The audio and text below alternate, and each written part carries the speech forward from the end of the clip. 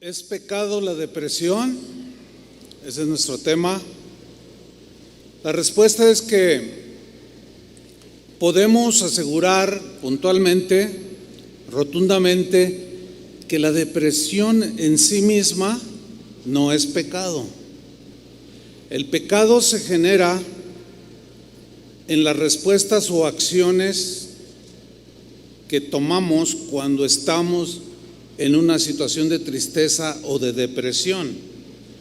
Hay quienes maldicen, hay quienes agreden, hay quienes hacen muchas cosas. Por consiguiente, la depresión en sí misma no es pecado. Algunos cristianos afirman que un cristiano, así como usted, como yo, nunca debemos o podemos deprimirnos, a menos de que el cristiano esté en pecado. Esto tampoco es verdad del todo. No necesariamente alguien que se deprime es porque cometió algún pecado o está en pecado, no. Por ejemplo, Elías se deprimió por el temor que le embargó el que una mujer lo amenazara que le iba a quitar la vida. Moisés se deprimió, se puso mal porque el pueblo de Israel no hacía caso a la palabra de Dios. Jeremías le pasó igual, Jonás y muchos otros hombres en la Biblia. Y era gente que no estaba en pecado. Algunos de ellos transgredieron algunas cosas, algunos preceptos de Dios, pero en la depresión en sí misma no estaban cometiendo un pecado. Ahora, hay una verdad que debemos de tomar en cuenta, que no cabe la menor duda de que el ser humano ha sido afectado en todo su ser, espíritu, alma, emociones y en su cuerpo por razón del pecado. De ahí se derivaron enfermedades del cuerpo que nos quitan la vida, o la misma vejez, pero también hay que estar conscientes de que puede haber en algunas personas desequilibrios psíquicos que no tienen que ver con pecado, ¿sí?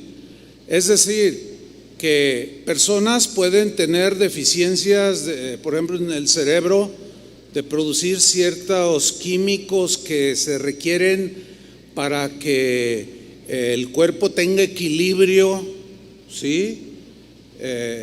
Por consiguiente, es importante entenderlo, que hay personas que sí están enfermas, tienen enfermedades de tipo mental. Cuando decimos de tipo mental, no estamos diciendo que están locas, ¿no? Porque luego a veces, está loca. No.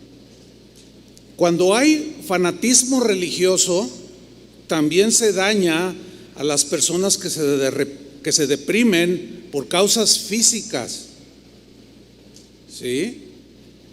Es un extremo decir cosas como: te falta fe si vas a ver al doctor. Es un extremo, ese es un fanatismo religioso. Jesús mismo dijo: los enfermos no necesitan sino de doctor, avalando que pues necesitamos la medicina que Dios de alguna manera permitió que se desarrollara para la protección y la cura de nuestro cuerpo. Hay otros que dicen que es pecado en sí mismo ir al doctor. Pues ¿cómo va a ser pecado? Entonces son exageraciones y son extremos y que rayan en el fanatismo religioso. No.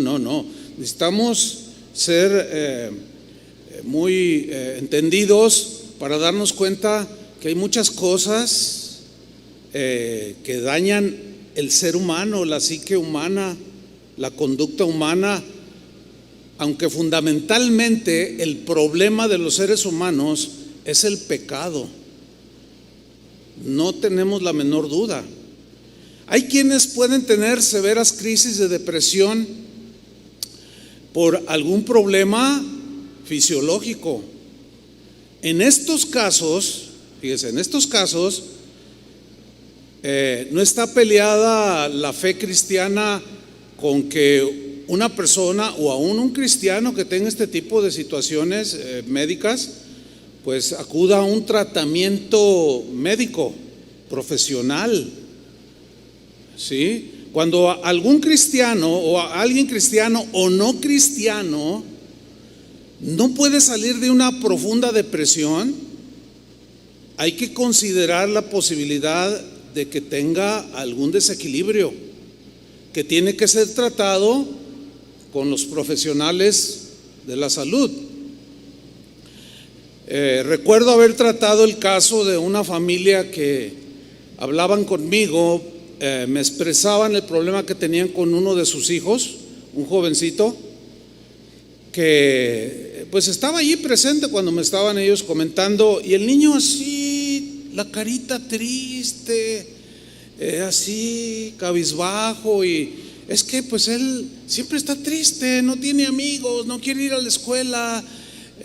Oigan, ¿y físicamente estás sano? No, pues sí, está sano. Y cuando yo hablaba con el niño, interactuaba y con los papás,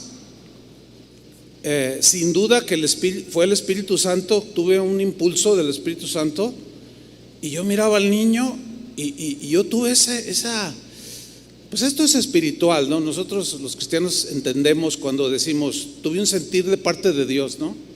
Entonces yo le dije, ¿sabe una cosa? Les dije al matrimonio, les voy a pedir un favor, lleven al niño a que le hagan un chequeo médico, que lo revisen. Y no, pero él está bien. No, pero háganlo. Y ellos obedientes lo hicieron.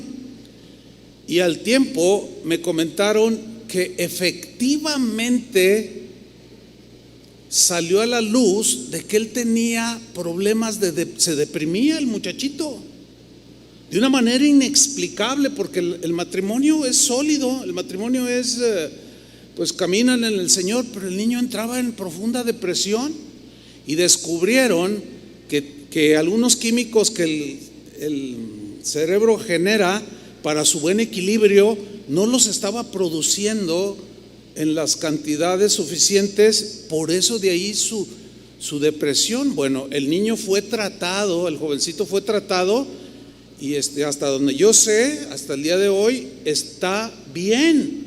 O sea, elevó sus niveles y está en una buena calidad de vida.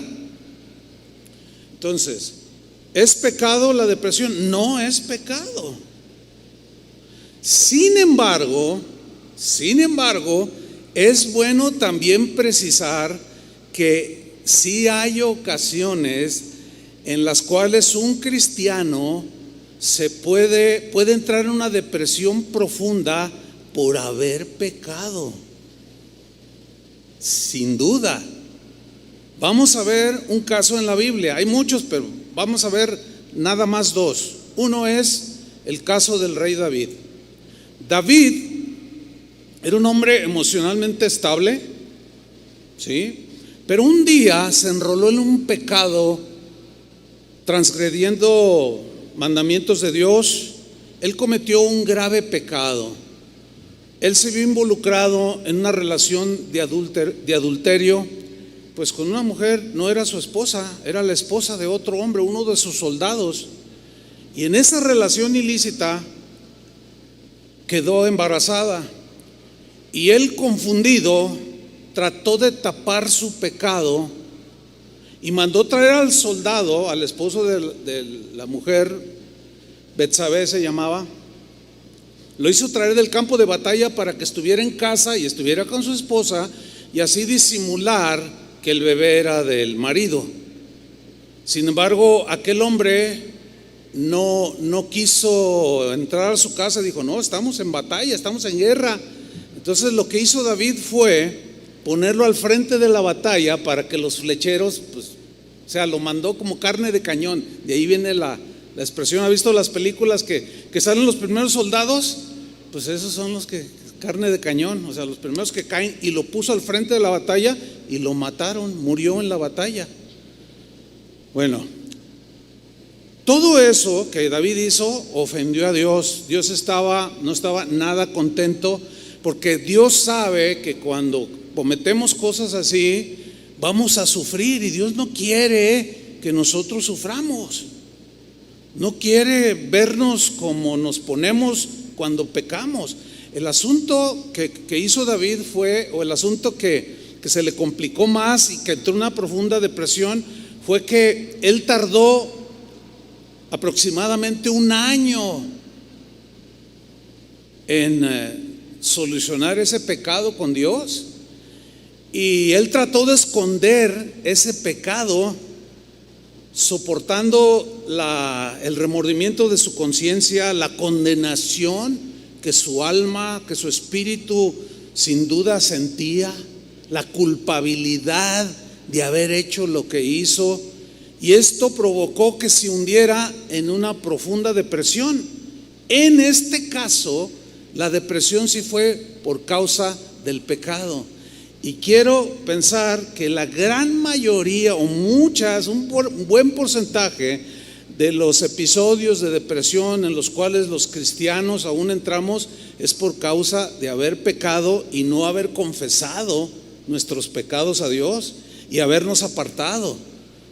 No los confesamos, permanecemos en ellos, los tratamos de cubrir, y nuestra conciencia no nos deja tranquilos.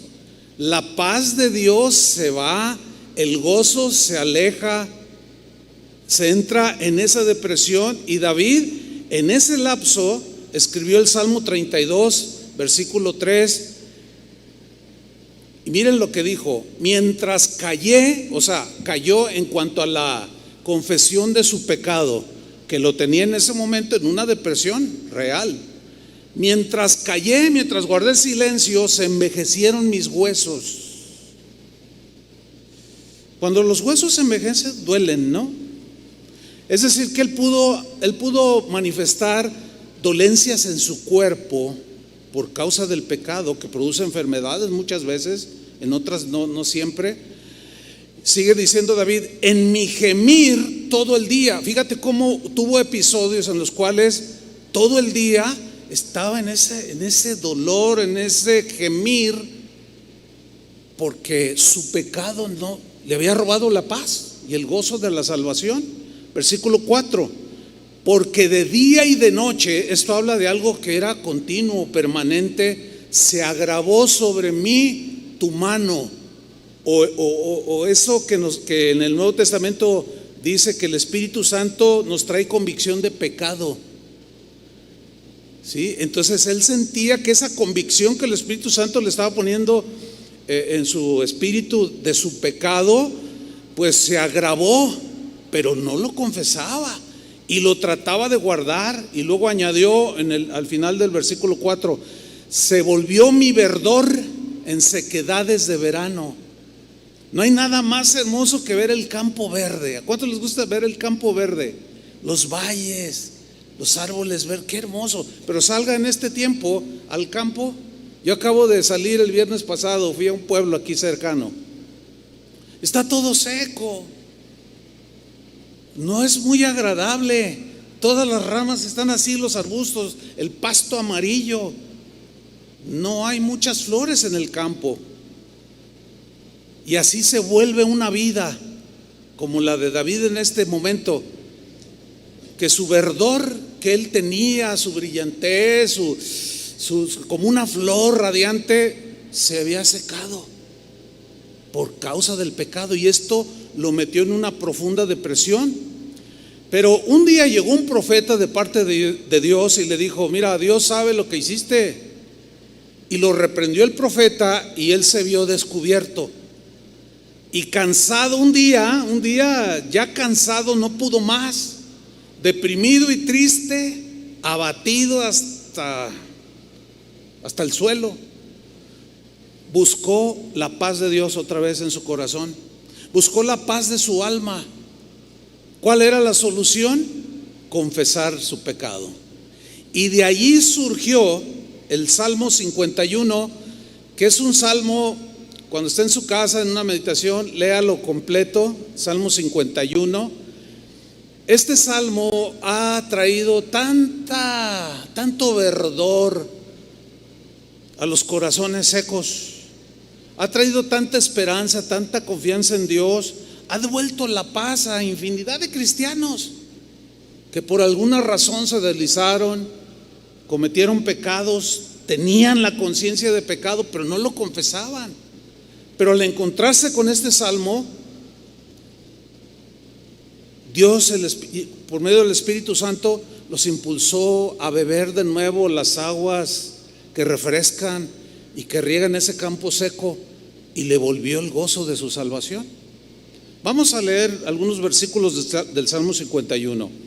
Él comienza en ese profundo valle de depresión y al fin se decide por confesar su pecado. Y dice: ten piedad de mí, Dios, conforme a tu misericordia, conforme a la multitud de tus piedades, de tus bondades, borra mis rebeliones. He sido rebelde, me he rebelado contra tu palabra, me he rebelado a tu voluntad, y eso me tiene en este hoyo de depresión. Versículo 2: lávame más y más de mi maldad. Fíjese esta palabra, lávame, se entiende, eso es metafórico, es obvio, pero se entiende cuando lavamos la ropa, pues la ropa se limpia, ¿no? Queda limpia, se talla, se limpia y la suciedad se va. Entonces dice David: lávame más y más. La idea es como restregar, límpiame más y más de mi maldad. Reconozco que la maldad me ha envuelto el corazón, mi vida, mis acciones. Y límpiame, le dice, de mi pecado, mi pecado. En el versículo 3, David hace algo muy importante que es preciso que nosotros pongamos atención a lo que hizo David, que estaba reconociendo ese profundo valle de depresión por causa de pecado. Aquí sí. Y dice en el versículo 3, aquí está el punto: porque yo reconozco mis rebeliones. Lean con atención: yo reconozco mis rebeliones. Ya no le puedo echar la culpa a nadie. No debo de echarle la culpa a nadie de mis acciones. Tengo que hacerme responsable de lo que yo hice. Porque vivió casi un año, quizás echándole la culpa a todo mundo por lo que había hecho. Y somos expertos en acusar a los demás y justificarnos, echándole la culpa a otros de lo que nosotros hacemos. Mientras que una persona, sea cristiana o no sea cristiana, pero hablando a los cristianos, no confiese su pecado, no reconozca, como David lo está diciendo aquí: yo reconozco mis rebeliones. Mientras no lo reconozca, va a seguir en ese valle profundo de depresión y va a estar buscando el abrazo de todo mundo y va a seguir igual. Y por más que cante y que diga y que cite versículos y aún diga: ay, este versículo me bendice, pero si no confiesa su pecado, va a seguir igual. Si no confiesas tu pecado y te apartas, vas a seguir igual. Pero malas noticias, puede empeorar. David nada más aguantó un año y no sé cuánto puedas aguantar tú, pero es algo que consume horriblemente los sentimientos de una persona, el alma, el espíritu de una persona, y obviamente se refleja en enfermedades del cuerpo, que vas al médico y te hacen estudios de todos y dicen: no, es que no tiene nada, pero es que son lo que llaman los médicos enfermedades psicosomáticas que se originan acá y que a ti te duele todo, pero médicamente no tienes nada. ¿Sí saben de lo que hablo? Entonces David dice: yo reconozco mis rebeliones. Yo no puedo evadirlo, reconozco. Y luego añade: y mi pecado está siempre delante de ti. Es decir, los pecados que David cometió estaban delante de Dios siempre, mientras no los confesaba. Ahí estaban. Dios miraba su pecado y atrás a David, y el pecado nubla la vista de Dios de verte a ti porque está entre tú y Dios. Y mi pecado estaba delante de ti y me secaba y me secaba y me hundía cada vez más. Sin embargo, reconozco, Señor, reconozco mis rebeliones. Y luego el versículo 4 dice: contra ti solo he pecado. Eso es muy importante hacerlo, porque es contra Dios de facto que pecamos. Cuando pecamos es directamente, en primer lugar, contra Dios. También pecamos en contra del prójimo. Pecamos de pensamiento, palabra y también de omisión, porque el que sabe hacer lo bueno y no lo hace, la Biblia dice que es pecado. Entonces David dice: contra ti solo he pecado. Así como el hijo pródigo cuando se fue del hogar, ¿recuerdan la historia? Que fue y desperdició todos los bienes, la herencia, y un momento de malo, de depresión, de tristeza, de haberse dado cuenta el error que había cometido con sus hechos.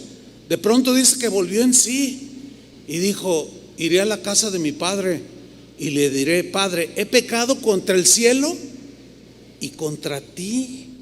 Entonces miren, pecamos contra el cielo, o sea, contra Dios, y contra el prójimo, contra la esposa, contra los hijos, contra los padres.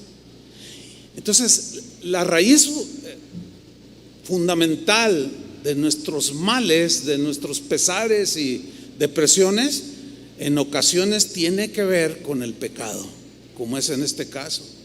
Así es que cada uno de nosotros vaya recibiendo lo que considera que Dios, a través de su palabra, está ministrándole en esta enseñanza. En el versículo 51:8 dice: hazme oír gozo y alegría. ¿Por qué le dice hazme oír gozo y alegría? Porque había perdido el gozo, la alegría.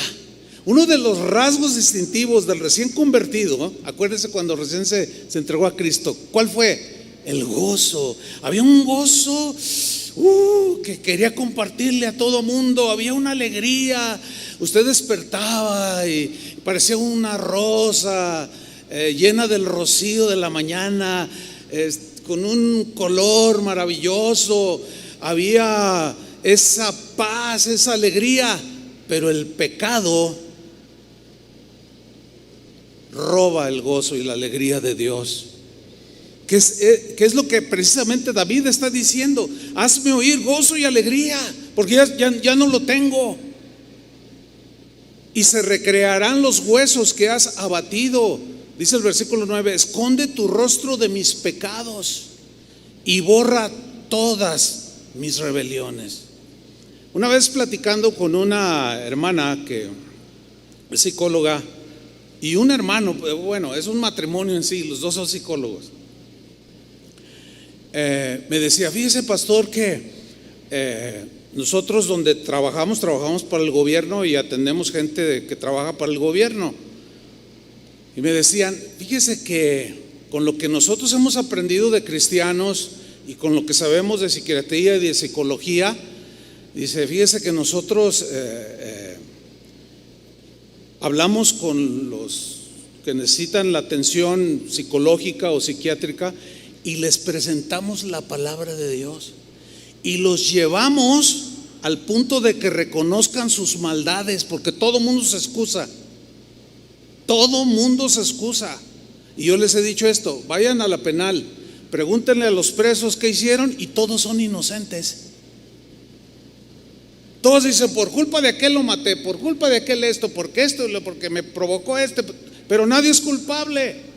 Entonces estos hermanos me decían: pastor, no cabe duda que la mejor terapia que un ser humano puede recibir, que lo levanta de manera notable, es saber que Dios puede y quiere perdonar todos sus pecados y sus maldades. Mira, el saber que cuando tú llegaste a Cristo y fuiste lavado con su sangre y tus pecados fueron perdonados, te levantó, ¿sí o no?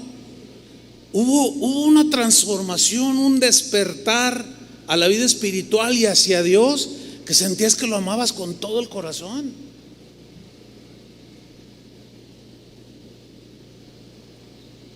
Por eso David, bueno, podemos decir que Jesús, Dios es el psicólogo de los psicólogos, ¿o no? Él nos hizo.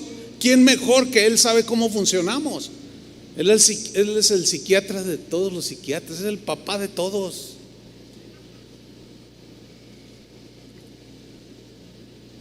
En el versículo 10, David, después de confesar sus pecados y decir, borra mis rebeliones, y creer que Dios lo estaba haciendo al confesar su pecado, le hace una petición. Le dice: crea en mí, Dios, un corazón limpio, un corazón que deje la venganza a un lado, el resentimiento, la amargura, el odio, el enojo. Limpia mi corazón. ¿Recuerdan que Jesús dijo: bienaventurados los limpios de corazón, porque ellos verán a Dios? No solo en aquel día o algún día lo veremos cara a cara, sino lo verán obrar alrededor de sus circunstancias. Lo verán con ojos espirituales, cómo obra a su favor en la vida cotidiana. Por eso David le dice: Señor, limpia mi corazón. Y esa debe ser una oración continua de nosotros los cristianos. Señor, no quiero sentir esto, limpia mi corazón. Él lo va a hacer. Pero hay que reconocer, hay que clamar y reconocer nuestros pecados y recibir el perdón de Dios. Y tú te vas a ir dando cuenta cómo tu vida vuelve a reverdecer. Crea en mí, oh Dios, un corazón limpio, renueva un espíritu recto, correcto, que haga tu voluntad dentro de mí. ¿Cuántos quieren esto? Ahí está.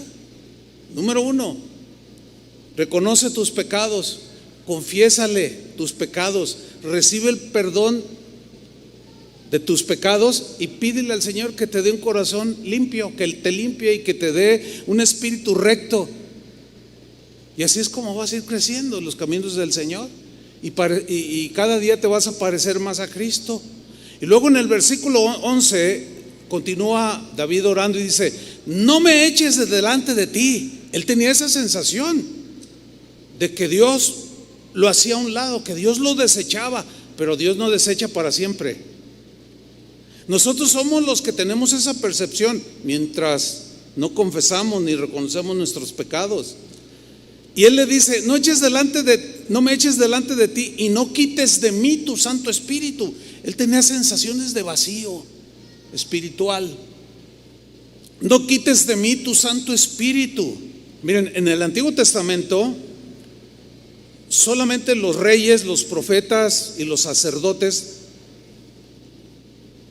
eran aquellos en los que el Espíritu Santo reposaba de manera permanente. El pueblo en general no. Sin embargo, en el Nuevo Testamento el Espíritu Santo viene a nosotros a hacer morada. Jesús dijo: yo me voy a ir, pero les voy a enviar otro consolador. ¿Se acuerdan? El Espíritu Santo, el Espíritu de verdad, el cual vivirá en ustedes y permanecerá en ustedes. Pero el pecado nos hace tener esas sensaciones de que se me va, se me sale, y luego que se me viene, y luego que se me... No. Ahí está. Pablo dijo en una de sus cartas: no entristezcáis al Espíritu Santo, con el cual fuisteis sellado. Es decir, esa persona del Espíritu Santo que vive en nosotros se entristece cuando mentimos, cuando engañamos, cuando ofendemos, y tenemos esa sensación de vacío y decimos cosas como: ay, ya se me fue. Esa sensación tenía David, que era un rey. No, ahí estaba el Espíritu y era por el Espíritu que él estaba clamando esto. En el versículo 12 dice David: devuélveme el gozo de tu salvación. Ya había perdido el gozo, la alegría. Qué maravilloso es el gozo del Señor, ¿sí o no? Fíjate, Pablo hablaba mucho del gozo del Señor. Jesús habló de su gozo que iba a permanecer en los que creyeran en él. Pero ese gozo nos es robado cuando el pecado nos atrapa. Y se agudiza la situación cuando no lo confesamos. Y se agudiza más cuando no lo reconocemos. Que ese pecado está delante de Dios y está obstruyendo la relación. Devuélveme, le dijo, el gozo de tu salvación. Hoy soy un hombre triste, soy un hombre apagado, seco, y espíritu noble me sustente. Versículo 13: entonces, y solo entonces, enseñaré a los transgresores tus caminos, y miren el resultado de bendición para otros, y los pecadores se convertirán a ti. O sea, fíjate hasta dónde se extiende la bendición cuando tú y yo reconocemos que hemos fallado, que hemos pecado, cuando confesamos, porque nos vuelve el gozo de la salvación, volvemos a ese primer amor, y tú puedes enseñar a otros para que se conviertan a Dios. Eso es maravilloso. Luego en el versículo 14 ya claramente dice: líbrame de homicidios, oh Dios, porque había mandado a la muerte a uno de sus soldados. Líbrame, Señor, el pecado me cegó, no me justifico, lo reconozco, pero líbrame, Señor. No quiero yo ser un asesino. Dios de mi salvación, y cantará mi lengua tu justicia. Y en el versículo 17 termina diciendo una verdad que delante de Dios siempre está ahí. Al corazón contrito, o sea, que tiene convicción de pecado y lo confiesa y se humilla, el corazón contrito y humillado no despreciarás tú, oh Dios. Es decir, para reconocer nuestro pecado tenemos que tener convicción. Constricción se refiere a esa tristeza, pero que según Dios, que nos lleva al arrepentimiento. Y como consecuencia a la limpieza de nuestras maldades, de nuestros pecados. Y ese corazón contrito y humillado no despreciarás tú, oh Dios. En el Salmo 32, versículo 1, David continúa y dice: bienaventurado aquel cuya transgresión ha sido perdonada y cubierto su pecado. Feliz, dichoso, bienaventurado aquella persona, aquel ser humano cuya transgresión ha sido ¿qué? Perdonada. Ahí está el psicólogo de psicólogos, el psiquiatra de psiquiatras, llevándonos a la solución para salir de esas profundas depresiones que muchos cristianos experimentan cuando se dejan atrapar por el pecado. Bienaventurado aquel cuya transgresión ha sido perdonada y cubierto su pecado. Bienaventurado el hombre a quien Jehová no culpa de iniquidad. O sea, ya le borra sus pecados, ahora sí que borrón y cuenta nueva, y en cuyo espíritu no hay engaño. O sea, el corazón sufre una transformación, se vuelve más sincero, ¿entienden? Más abierto delante de Dios. O sea, es para nuestro beneficio. Por eso dice: dichosos, felices, bienaventurados aquellos a quienes Dios no los inculpa de iniquidad y cuyo pecado ha sido cubierto y en cuyo espíritu no hay engaño. Ha habido una transformación y hacia allá es donde Dios nos quiere llevar a cada uno de nosotros. Otro ejemplo en la Biblia de cómo el pecado nos puede conducir a la tristeza y a una profunda tristeza que puede caer en la depresión, ¿sí? En el ámbito médico no puedo meterme porque no soy médico, ¿verdad? Les mencioné que hay desequilibrios y traumas psicológicos que afectan a mucha gente, cristianos y no cristianos, pero eso debe de ser tratados por los médicos. Pero en lo espiritual sí tengo autoridad para enseñar lo que estoy enseñando, porque ahí está en la Biblia. Y en este caso, esta es mi labor. Cuando Jesús fue negado por Pedro, Pedro pecó. Esto lo hizo entrar en una profunda tristeza. Se sintió como, quién sabe cómo se ha de haber sentido.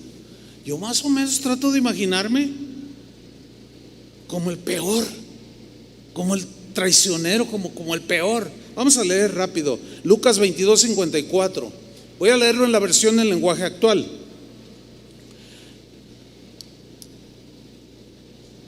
Prenden a Jesús ahí en el huerto de Getsemaní y de ahí partimos la lectura. Los que arrestaron a Jesús lo llevaron al palacio del jefe de los sacerdotes. Acuérdense que cuando lo agarraron todos corrieron, dice en otros de los evangelios. Aquí dice, Pedro lo siguió desde lejos. No se sabe a qué distancia, pero me imagino que más de 50 metros no ha de haber sido. O sea, huyeron, pero él algo le llamaba, algo como queriendo hacer algo. De hecho lo intentó. ¿Se acuerdan que sacó la espada y le cortó la oreja a uno de ellos? Jesús le dijo, no, así no, guarda la espada.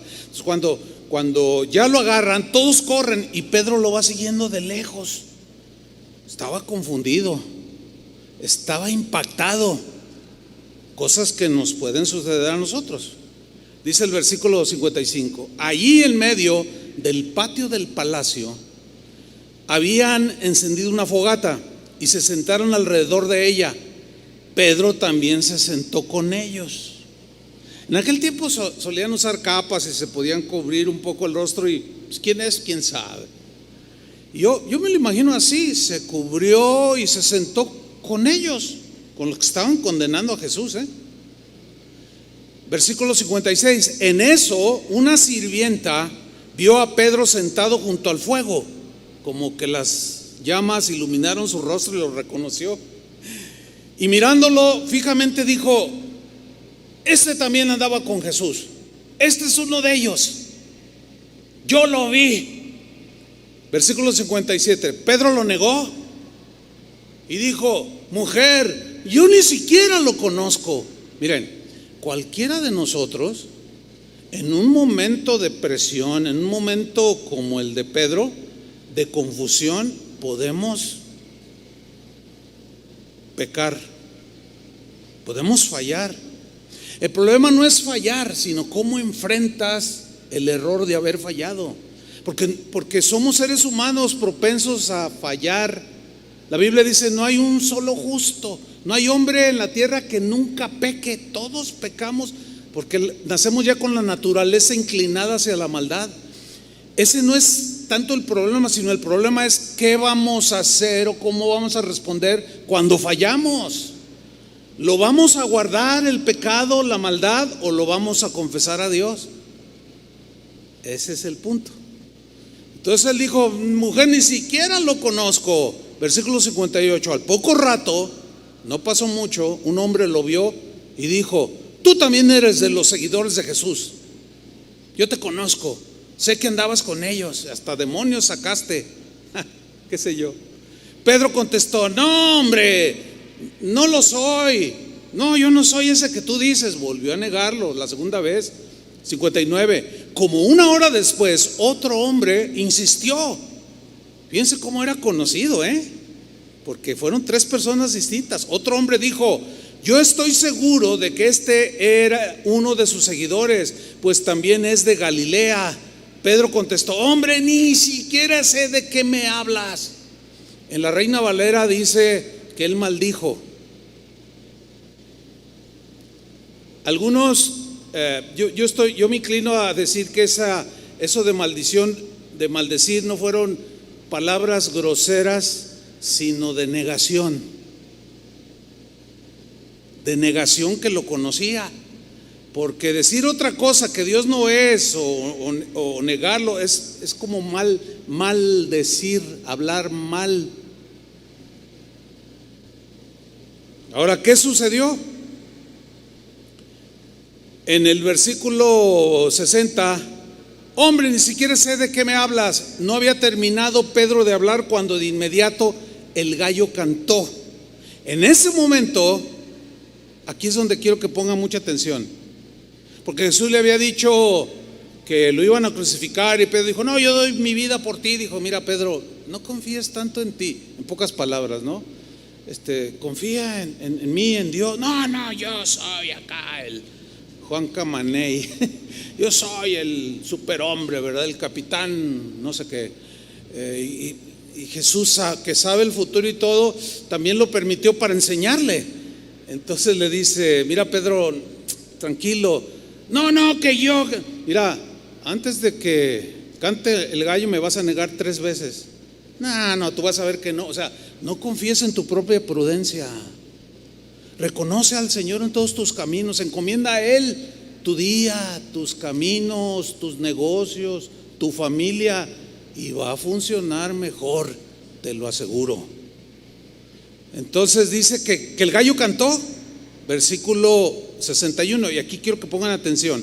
En ese momento, justo cuando el gallo canta, después de que Pedro lo negó 3 veces, Jesús se volvió. Me gusta esta traducción porque plasma como más vívido el momento, lo cual me comprueba de que no era muy lejos la distancia. Han de haber sido entre 30, 20, 25 metros, qué sé yo. Dice que Jesús se volvió y miró a Pedro. Sus miradas se cruzaron o se encontraron. Ahora, ¿cómo lo miró Jesús? Así como cuando tú miras al que te cae mal, así con ojos de que lo quieres fundir. No, porque no es igual que tú, ni que yo. Porque el lenguaje corporal, el cuerpo también tiene un lenguaje. Las miradas tienen un lenguaje, las muecas, las sonrisas. Fíjate, una sonrisa puede ser bien sincera, así como de simpatía, y una sonrisa así de, me los vas a pagar.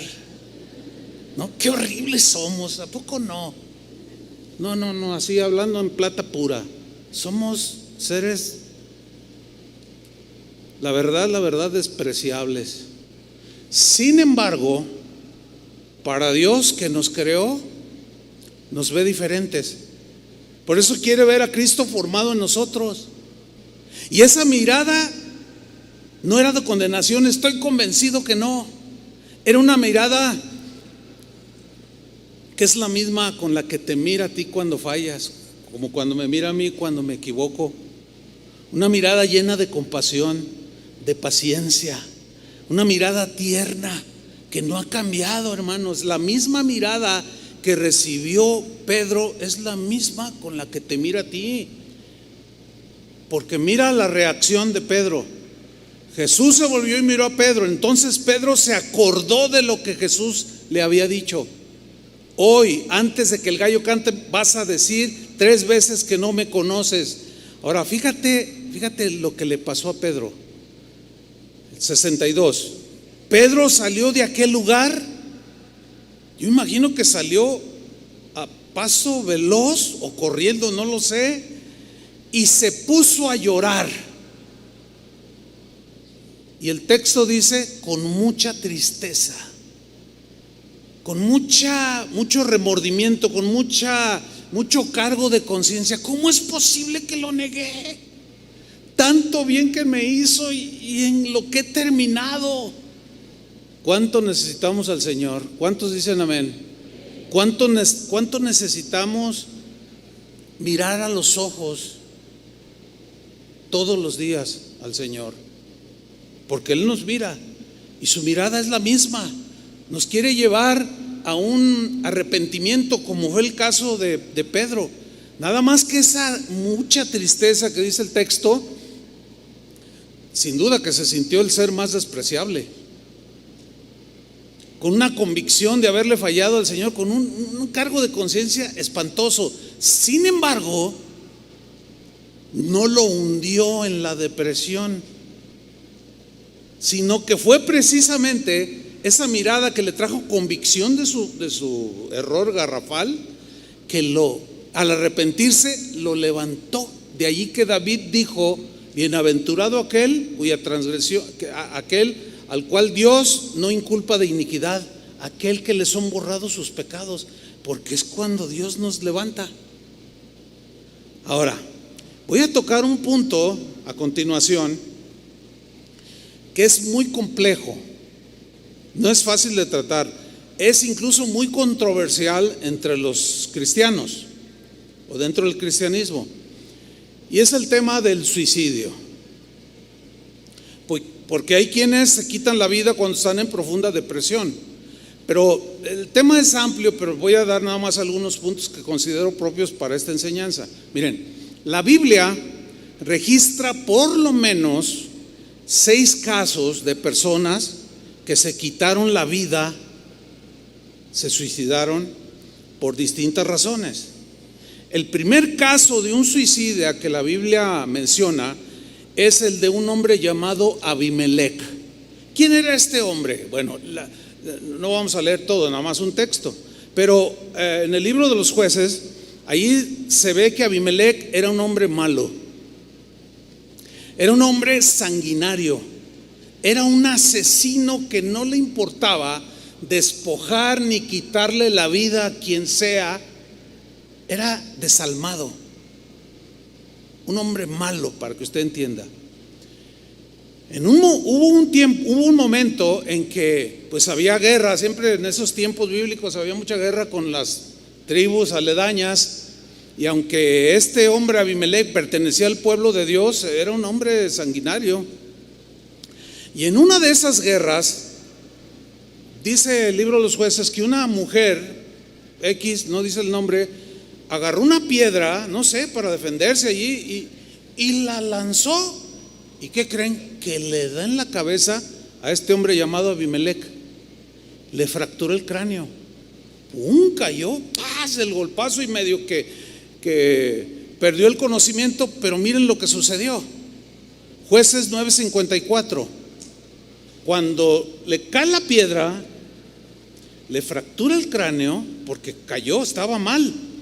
Dice, rápidamente, dice aquí el texto, llamó a Abimelec a su ayudante de armas y le dijo: saca tu espada y mátame. Si nos quedamos ahí, la lectura, si nos quedamos hasta ahí en ese punto, la idea no es transmitida como debiera, porque hay una razón que la analizamos y dices: ay, no inventes. Le dice a su escudero: saca tu espada y mátame, traspásame. Y luego añade: no quiero que se diga que una mujer me mató. Qué vergonzoso que un hombre como yo, un macho mexicano, en la guerra una señora agarra una piedrita y me la lanza y me tumbó, y aquí estoy, ya no puedo levantarme, estoy mal. Bueno, se asume que le fracturó el cráneo. Si una piedrita así chiquita te puede causar mucho daño, imagínate, se entiende que era una piedra de buen tamaño. Y dice: no quiero ser avergonzado y que digan: Abimelec lo mató una señora. O sea, el tipo le daba, fíjate el orgullo que se cargaba este asesino. No pudo ser de hombre a hombre, fue una señora que aventó una piedrita y me cayó a mí. Y no puedo permitir semejante vergüenza. Fíjate nada más que tontera de razonamiento, qué manera tan torpe de razonar para no ser avergonzado. Hay mucha gente que llega a esos extremos. Es que me da vergüenza esto, es que ya no puedo, ay, es que lo que me hicieron, es que ya mira cómo vivo, ya para qué vivo, y se quitan la vida. Increíble, ¿no? Ahí está un ejemplo. Entonces su ayudante, ¿qué hizo? Le clavó la espada y Abimelec murió. El segundo caso es de un hombre más conocido, era el rey Saúl. Sabemos que era un hombre celoso, era un hombre envidioso, era un hombre, y era del pueblo de Dios, pero no trataba sus asuntos delante de Dios y los guardaba. Ese es el punto. Él odiaba a David, le tenía muchos celos, era un hombre ególatra, era un hombre soberbio.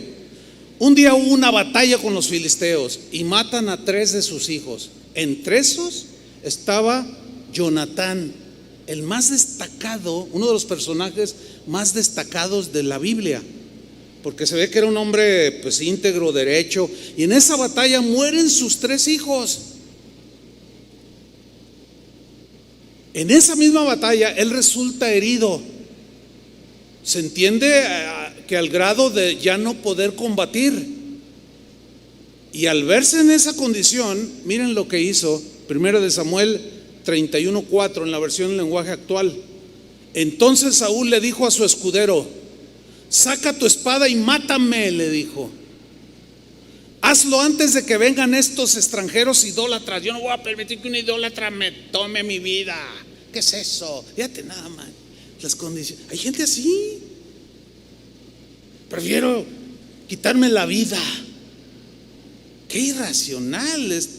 Estos no estaban desquiciados mentales, ni tenían defectos ni problemas psíquicos en sí. Eran cosas de pecado, eran gente mala, sanguinaria, que no confesaba a Dios sus pecados. Y ese es el punto con nosotros, hermanos, que sí hay un peligro de que termines mal si no confiesas tus pecados y Dios te devuelve el verdor de un árbol que da su fruto en su tiempo. Sigo leyendo. Hazlo antes que vengan estos extranjeros idólatras, de lo contrario se burlarán de mí. Ahí está. Ay, no, yo no quiero que se burlen de mí. Y me rematarán. Pero miren la reacción. Pero su escudero tenía tanto miedo que no se atrevió a matarlo. Entonces, ¿qué sucedió? Saúl tomó su espada, la cacha de la espada, la apoyó en el suelo y se echó sobre la espada. Qué forma de morir.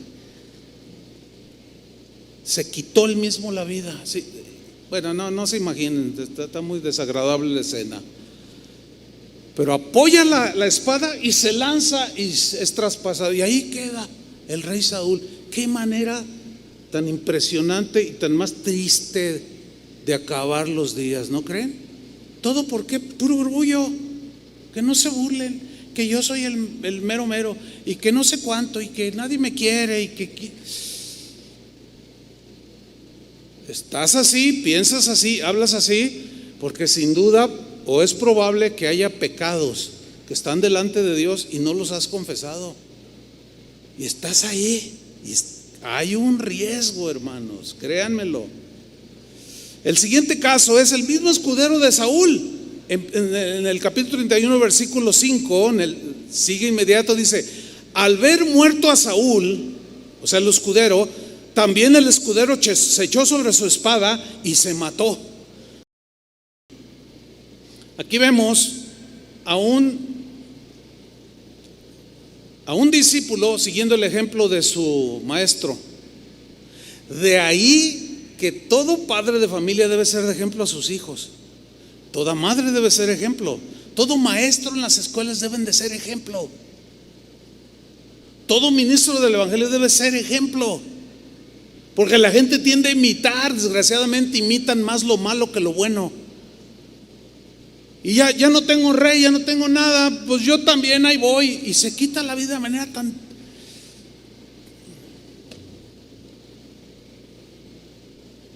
tan terrible. ¿Qué forma de terminar la vida? Otro caso es el de un hombre llamado Aitofel. ¿Quién era este hombre? Miren, David tenía varios hijos. Uno de ellos se llamaba Absalón, ¿se acuerdan? Bueno, este Absalón no salió con el corazón noble como el de David. Este era rebelde. Dice la Biblia que hay una versión que dice que era guapísimo. O sea, era un hombre muy, muy atractivo. Tenía una cabellera así bien rizada y era un hombre que lo miraban, impresionaba.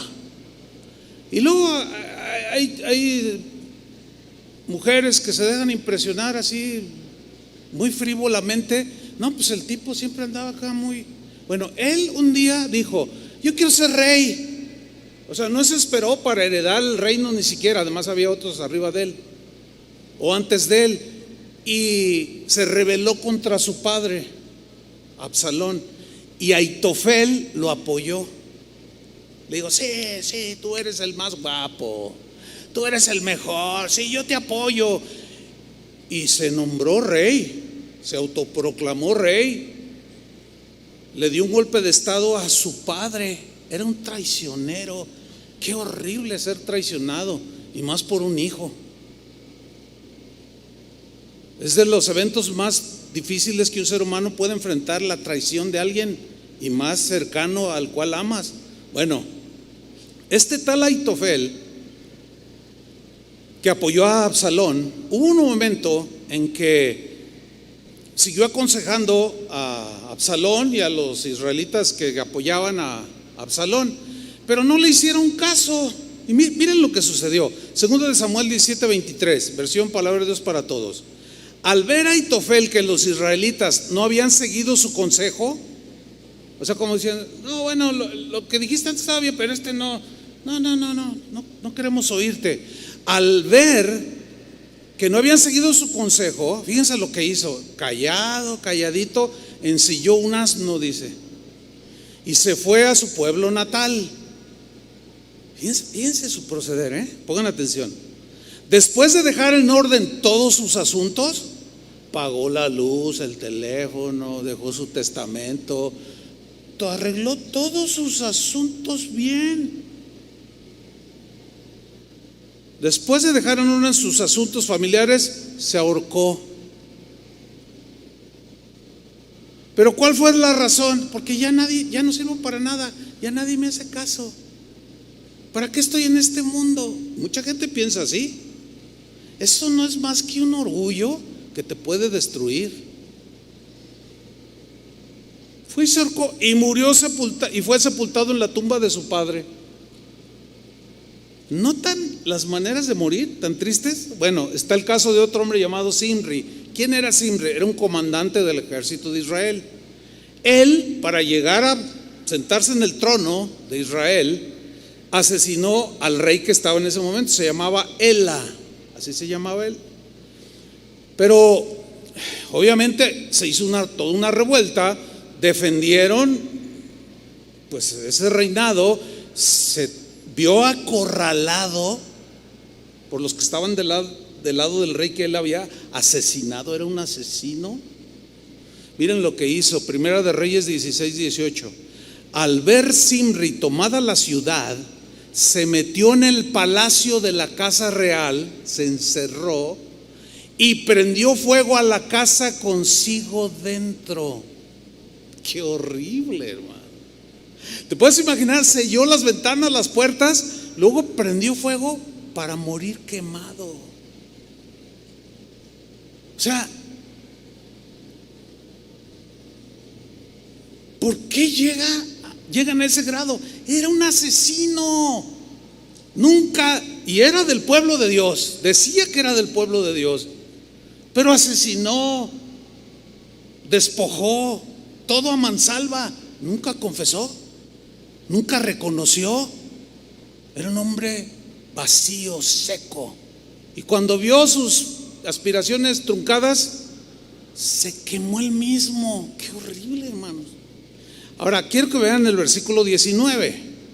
Así murió este hombre por los pecados que había cometido. ¿A dónde lo llevaron sus pecados no confesados? Al suicidio, hermanos.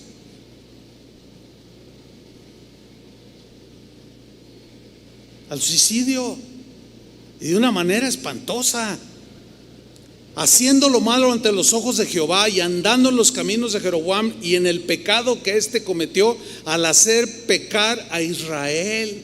O sea, no solamente era despiadado, siguió los pecados de otros y los demás influyó en otros para que también pecaran. Con razón Jesús dijo: hay de aquel que haga tropezar a uno de los que me siguen, más le vale que se amarre una piedra de molino que pesaba más de 500 kilos y se tire al mar que hacer tropezar a uno de estos pequeños que me siguen. Y finalmente, Judas pues es el personaje bíblico más famoso que cometió suicidio. Todos conocemos la historia. Traicionó a Jesús, su ambición lo llevó a ese punto de pedir una recompensa para traicionar a Jesús. Le entregan 30 monedas de plata, que era mucho dinero en ese tiempo. Y dice Mateo 27:3: entonces Judas, el que lo había entregado, viendo que era condenado, o sea Jesús, de pronto sucede algo. Devolvió arrepentido las 30 piezas de plata a los principales sacerdotes y a los ancianos, diciendo: yo he pecado entregando sangre inocente. Noten que su confesión no es con Dios, es con los hombres. Les está diciendo a los sacerdotes, a los corruptos de ese tiempo. Entró en un remordimiento tan profundo de ver que un inocente, él sabía que Jesús era inocente. Entonces reacciona. Aquí dice arrepentido, pero ese arrepentimiento no es el arrepentimiento de Pedro que lo hizo volver a su relación con el Señor, porque aquí se ve el resultado. Fíjate, los dos sin duda sintieron depresión, pero en el caso de Pedro, él se levantó y se agarró de esa mirada de Jesús llena de compasión y aceptó el perdón y se levantó y llegó a ser el apóstol Pedro. Pero Judas no. Judas, dice el versículo 4, diciendo: yo he pecado entregando sangre inocente. Pero ellos le dijeron: ¿qué nos importa a nosotros? Allá tú. Entonces, arrojando las piezas de plata en el templo, salió y fue y se ahorcó. En estos casos de suicidio en la Biblia,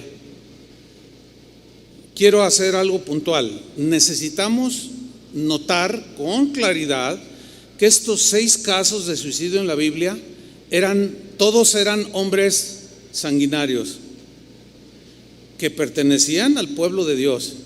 Eran hombres traicioneros, eran ambiciosos, eran codiciosos, eran perversos, eran asesinos, eran pecadores empedernidos sin temor de Dios. Esto es importante subrayarlo, porque quienes cometieron suicidio en la Biblia, estos rasgos eran muy notorios, nunca confesaban y terminaron quitándose la vida ellos solos. Esto es importante mencionarlo. ¿Por qué? Les voy a decir por qué. Porque en estos últimos tiempos, ya hablando aquí con nosotros, aquí en el siglo XXI, últimamente, de 5 años para acá, ha cobrado auge una enseñanza dentro del cristianismo y que las redes sociales se han encargado de difundir. Ha surgido una enseñanza que es sumamente peligrosa. Algunos maestros cristianos están diciendo cosas perversas respecto a qué sucede con un cristiano que se suicida. Hace 5 o 6 años aproximadamente atrás, hubo un evento donde había varios miles de personas, había varios predicadores. Hubo una sesión, como una mesa redonda, donde los presentes hacían preguntas a los pastores, los maestros de la Biblia. Entonces, uno de los asistentes le hizo una pregunta a un pastor que pues es reconocido y lo tienen en alta estima, y le preguntaron la siguiente pregunta: ¿qué pasa con un cristiano que se suicida? Y este pastor, sin medir consecuencias de la diversa audiencia que tenía allí, contestó sin miramiento alguno lo siguiente. Dijo: se va derecho al cielo. gente que estaba allí presencial en esa conferencia. Había buena cantidad de pastores y miembros de las iglesias en general. Se levantaron en señal de desaprobación de tal afirmación tan absurda, tan falta de sabiduría, soltarla sin no pasa nada. Nuestra salvación en Jesús está segura. Hagas lo que hagas, te pegas, te suicidas, te vas derechito al cielo. Muchos de ellos se levantaron y se salieron.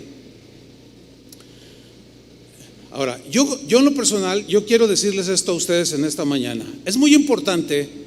Yo quiero resaltar lo siguiente. Escuchen, ninguno de los hombres de Dios que vemos en la Biblia que se deprimieron profundamente, aún algunos de ellos desearon morir en ese momento. Algunos también le pidieron a Dios: quítanos la vida, Señor. ¿Se acuerdan? Ya vimos algunos, como Elías, Jonás, etcétera. Sin embargo, ninguno de esos hombres de Dios jamás de los jamases intentaron siquiera ni insinuaron nada acerca de quitarse la vida por su propia mano.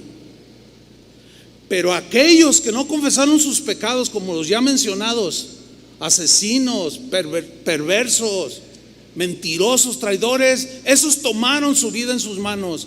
Entonces, ¿cómo se puede decir a una audiencia que quién sabe cómo andan con el Señor? Decir, no, pues ¿sabes qué? ¿Te sientes mal? ¿Y qué pasa si me suicido? Pues no te pasa nada, te vas derechito con el Señor. Wow. Yo estoy convencido, porque pues no lo veo en la Biblia, que ni Job, un hombre que verdaderamente padeció. Yo creo que ninguno de nosotros se puede igualar a Job en su sufrimiento, que lo metió en sí dijo cosas, pero nunca intentó quitarse la vida. Tampoco Moisés, este pueblo ya, Señor, mejor, a ver, pásame la espada, Aarón. No, ni por aquí, ni Elías, ni Jonás, tampoco David, ni Pedro. Ninguno de estos hombres hicieron un intento así, ni siquiera insinuaron. Miren, hermanos, escúchenme bien, cristianos. Yo prefiero equivocarme 1,000,000 de veces y decirles: ¿saben una cosa? Si te quitas la vida, te vas a ir al infierno. Preferiría equivocarme si este fuera el caso, de decirles: ¿sabes qué? Si te quitas la vida y tomas tu vida en tus manos, te vas a ir al infierno, que decir: no, pues no pasa nada y te vas al cielo. Prefiero 1,000,000 de veces equivocarme. Porque si alguien, o eventualmente, porque esto es controversial, yo lo sé y no tengo tiempo para hablar un poco más de esto, quizá en otra ocasión, porque es probable que algunos, al escuchar una aseveración así, y no es probable, así ha sucedido, hermanos. Yo he conocido casos de primera mano, de gente que estaba en depresión, oyeron lo que dijo este pastor famoso y se quitaron la vida.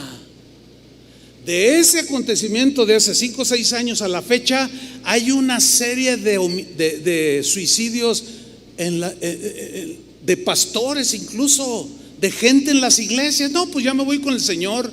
¿Para qué estoy aquí si la vida? Mira nomás cómo está la pandemia, y luego esto y luego lo otro, no tengo trabajo. Mejor, Señor, ya me voy contigo. ¿Saben una cosa, cristianos? Los únicos que tomaron su vida eran hombres que nunca confesaron sus pecados. De ahí la importancia de que los reconozcas. ¿Me explico? Espero haberme explicado. De que los confieses, porque te puede arrastrar. Bueno, yo sé que hay una pregunta que es legítima. La pregunta es esta: ¿y qué con un cristiano que sí tiene perturbación mental? O sea, sí tiene desajustes psicológicos, enfermedad natural, y esto lo mete en una profunda depresión y no está en sus 5 sentidos. ¿Y qué pasa con alguien así que finalmente en un arrebato o en un momento terrible se quita la vida. ¿Saben cuál es mi respuesta? Mi respuesta es la siguiente: ese es un terreno que no me compete a mí. Yo no puedo invadir ese terreno que solamente a Dios le compete, por obvias razones. Pues yo, ¿cómo voy a decir si se va al cielo o se va al infierno a alguien que no está en sus facultades? ¿Me estoy explicando? Estoy hablando a ustedes que no se ven mal, pero que quizás siguen con sus cosas no confesadas. Ese es el riesgo que se corre.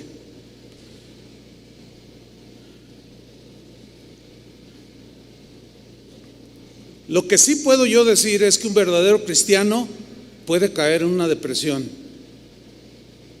Eso sí, estoy consciente. Incluso una depresión profunda. Un verdadero cristiano puede experimentar eso como cualquier ser humano.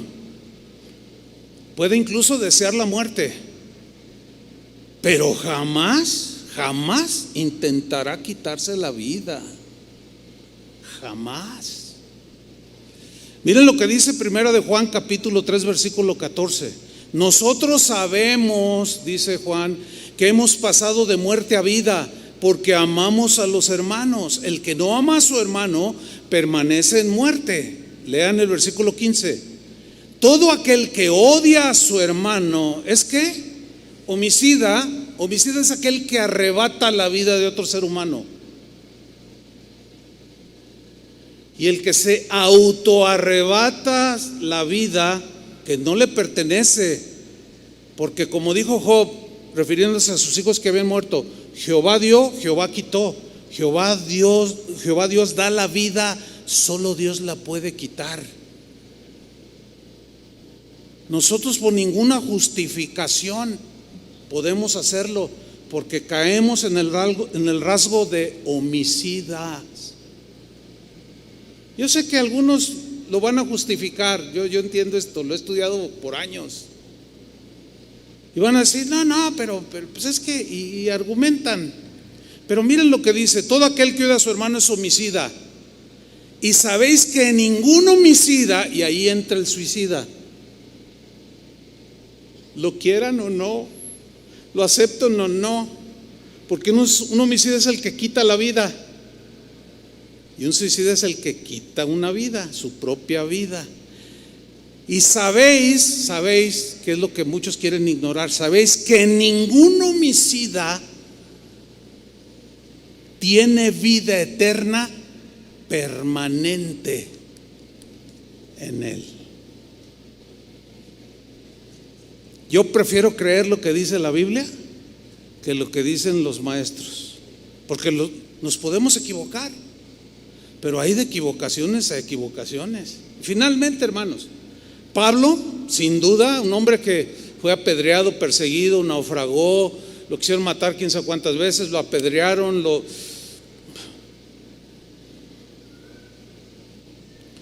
Pablo fue un hombre que sin duda tenía suficientes razones para en algún momento terminar con su vida, porque muchos lo han hecho. Sin embargo, no lo hizo. Pero ¿por qué Elías no se quitó la vida? ¿Pero por qué Job no se quitó la vida? ¿Y por qué Abraham, cuando iba a ver que sacrificar a su hijo, pues mejor me mato yo? ¿Por qué no? Ningún hombre ni mujer como los que menciona la Biblia, ni siquiera insinuaron, ni intentaron siquiera quitarse la vida. ¿Y por qué esos otros 6 sí?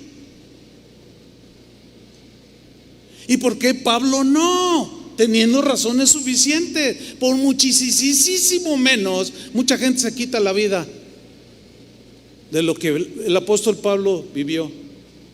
Es más, Pablo ni siquiera avaló un eventual suicidio de un cristiano, mucho menos insinuó la opción para un cristiano de salir por la puerta falsa del suicidio, y mucho menos asegurar o enseñar que el que se quita la vida se va al cielo. Para nada. Termino leyendo 2 de Corintios 4:7.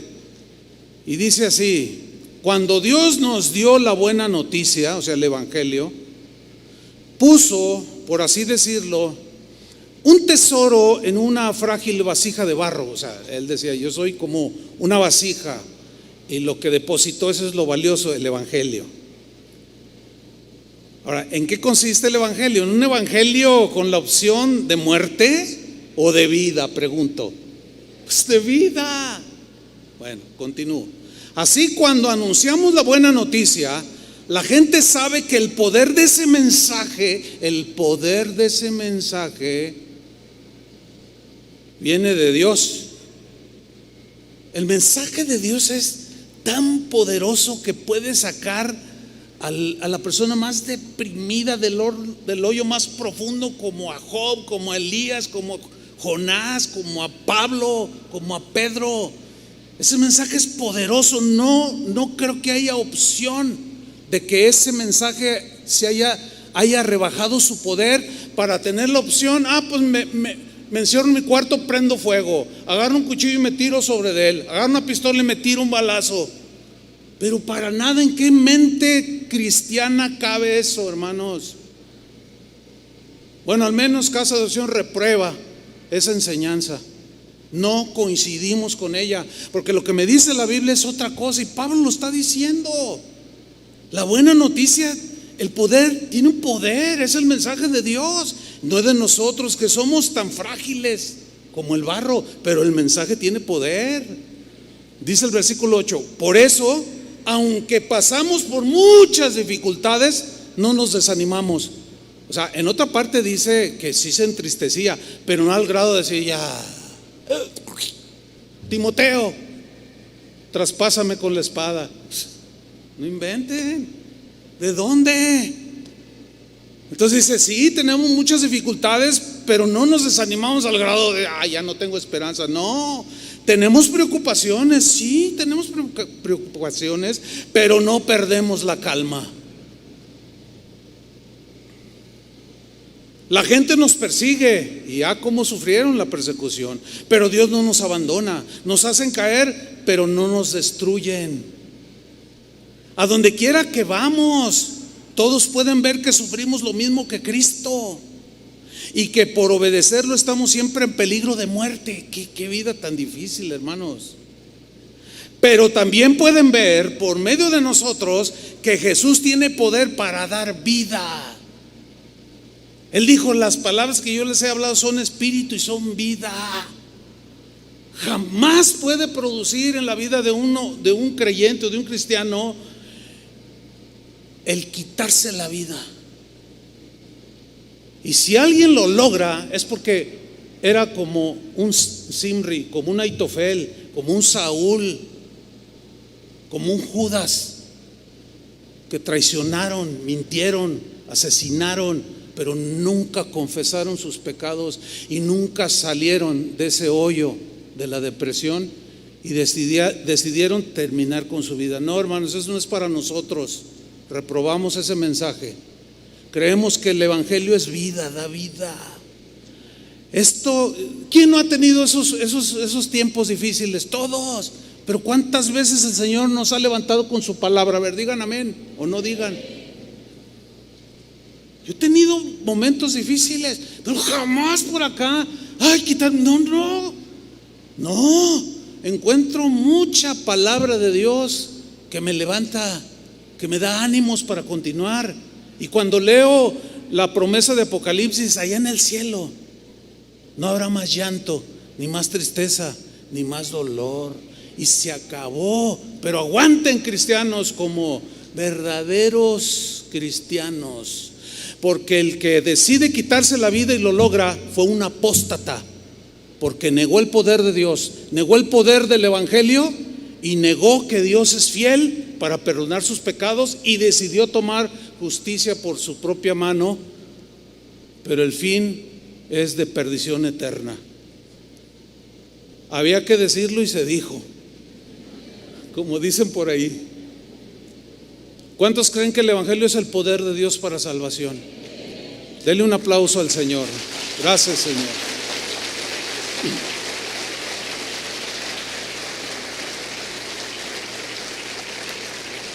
Pónganse de pie, hermanos, por favor. Y con tus manos levantadas en señal de rendición, reconoce tus pecados. Dile: Señor, sí he pecado, mi pecado está delante de ti. Reconozco mis rebeliones, Señor. Quiero salir de este hoyo, de este vacío. Vuélveme el gozo de tu salvación, Señor. Necesito tu paz que he perdido. Pero confieso mi rebeldía. Confieso mis sentimientos malos, mis maldades, mis rebeliones, Señor. Bórralas. El apóstol Juan dijo: si confesamos nuestros pecados, Él es fiel y justo para perdonarnos y limpiarnos de toda maldad. Señor, confesamos nuestros pecados. No queremos atesorarlos.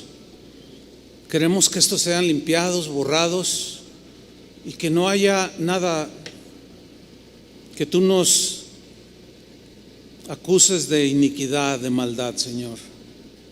Solo tu sangre preciosa nos puede limpiar de todos nuestros pecados, de todas nuestras maldades. Y hoy reconocemos, Señor, que hemos pecado, que hemos fallado. Ayúdanos, danos tu gracia. Tu sangre nos limpia de toda maldad, Señor. Necesitamos estar al día, con convicción de que pecado acumulado va endureciendo el corazón y podemos terminar en la apostasía, como esos hombres que mencionamos, que tomaron la vida en sus manos, hicieron justicia por sí mismo y en un acto irracional se quitaron la vida. Pero oramos por aquellos que sí tienen enfermedades, que los pueden meter en situaciones así. Pero nuestro tema que tú quisiste enseñarnos hoy es de confesar nuestros pecados para no atesorarlos y terminar como estos hombres malos terminaron. Lávanos, Señor, y seremos limpios. Tu sangre nos limpie de toda maldad, todo pecado, Señor. Ahora, con tus manos levantadas, dile: Señor, yo recibo tu perdón, pero reconozco mis rebeliones. Reconozco que yo soy. Y así como David, que trató de esconder su pecado, finalmente lo confesó y quedó registrado en la historia, a pesar de los feos pecados que cometió, como un hombre conforme al corazón de Dios. Porque terminó, en medio de esos tiempos difíciles, terminó limpio, rescatado de su vida pecaminosa. Señor, derrama tu gracia.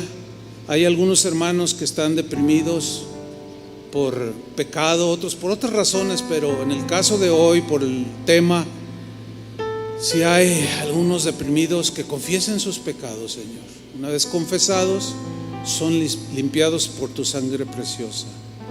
Dile: Señor, dame tu gracia, sosténme con tu gracia, ayúdame para apartarme de todo eso feo que no te agrada y que me hunde a mí en depresión. Adoremos al Señor un momento.